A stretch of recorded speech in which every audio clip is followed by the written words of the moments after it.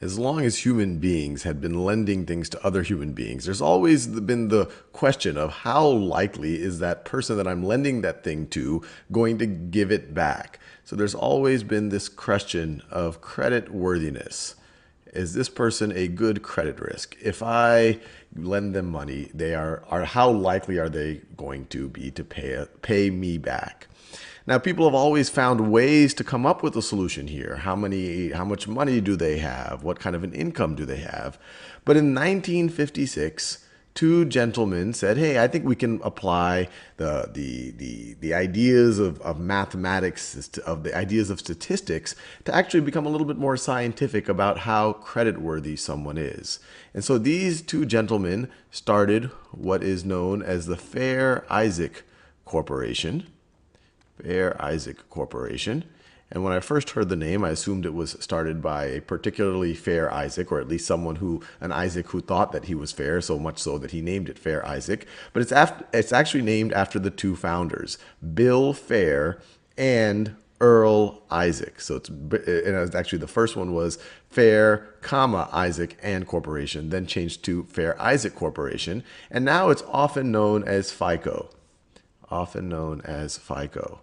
And what they came up with, Bill Fair was an engineer, Earl Isaac was a mathematician, is an algorithm for computing how creditworthy someone is.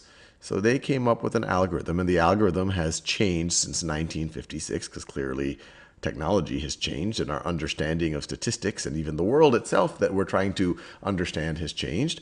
But they started focusing on the problem of, given some inputs, can I give a score that can give you a sense of someone's creditworthiness? So they would take inputs like total debt, and actually not just total debt, but available debt, total debt to how much credit someone could get access to, things like payment history. So have they paid all their debts on time? Payment history. And other things like length of credit history and the types of credit. So length, and types of credit, and other things like how many people are inquiring about this person's credit and things like that. And then they came up with a score. And today, the modern FICO score, and the FICO really is I would say, the dominant type of credit score. There are other types of algorithms that people use, but FICO is still the predominant one. It will give you a score that is between 300 and 850. So 300 at the low end, 850 at the high end. And the general view, and I actually talked to some folks at some banks to get their sense of things, that anything between 780 and 850 is excellent. You have excellent credit. You are amongst the best credit risk. You are viewed to be very likely to pay off whatever loan you're about to get. Anything between 720 and 780 is considered still above average. It's still considered very good. And anything between 650, I want to do that in a different color. Anything between 650 and 720 is considered kind of middle or average or just okay. And anything less than 650 is not so good, often referred to as subprime. Prime would be an excellent credit risk or a good credit risk or an okay credit risk. Subprime means, okay, this person's a little bit riskier to lend money to. So this is not so good. Now, the question is, who actually collects all of this information in order to apply the FICO algorithm? And this is where credit bureaus come into the picture. So FICO it's a large multi-billion-dollar company now that does many, many, many things, but it's most famous for devising the FICO algorithm.